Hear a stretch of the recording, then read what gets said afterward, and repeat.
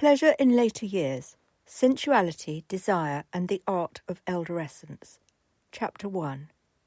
Why older bodies need pleasure, not punishment.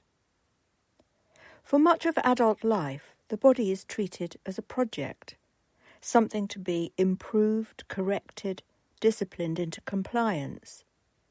Effort seems to be praised when it hurts, restraint when it denies, endurance when it overrides discomfort. Pleasure, by contrast, is treated as indulgent, suspicious, or earned only after sufficient suffering. This moral framing of the body is rarely questioned until age makes its consequences unavoidable. As we grow older, the body does not simply weaken, it becomes less willing to cooperate with force.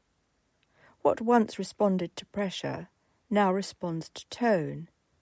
What once tolerated strain begins to ask for care. This is not failure but intelligence. The ageing body does not rebel, it negotiates.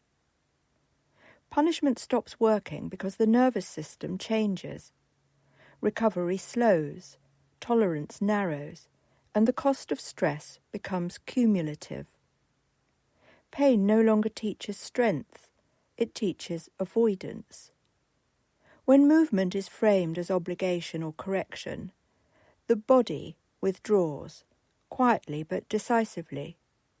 Yet when the same movement is offered through pleasure, through rhythm, warmth, familiarity, or sensual ease, the body often returns with surprising generosity.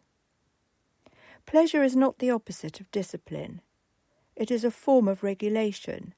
It signals safety, and safety is the precondition for adaptation. An older body needs to know it will not be punished for participating. Only then will it offer balance, strength, flexibility and endurance. This is why pleasure sustains movement, while punishment exhausts it. But pleasure in later life extends far beyond exercise. It is deeply human, deeply relational, and profoundly embodied. It lives in touch, in closeness, in the ease of being held or holding another. Human contact regulates the nervous system in ways no solitary effort can. A hand on an arm, a body leaning close, a familiarity of sharing warmth. These are not sentimental luxuries, but biological needs that do not expire with age. Sensuality, too, does not belong to youth alone.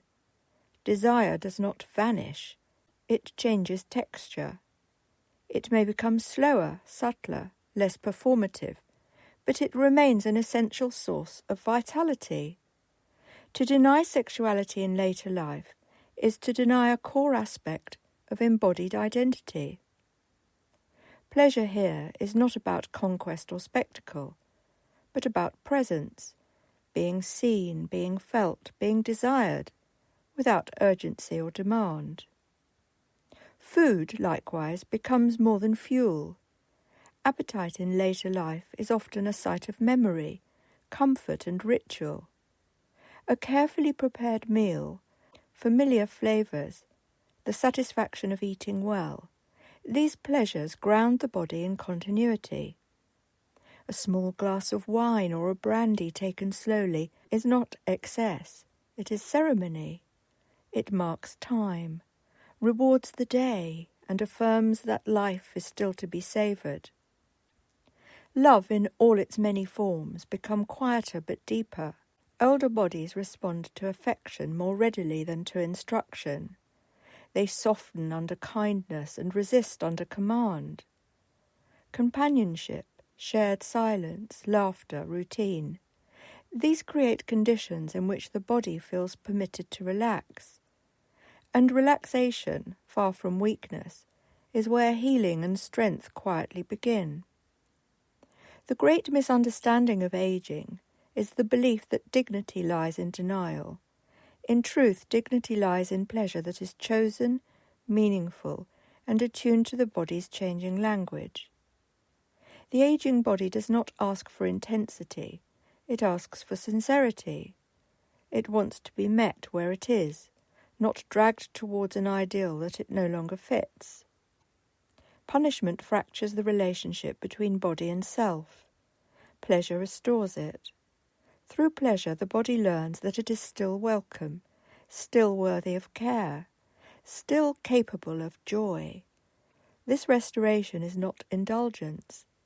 It is maintenance of the self. Aging well, then, is not about pushing harder or enduring more.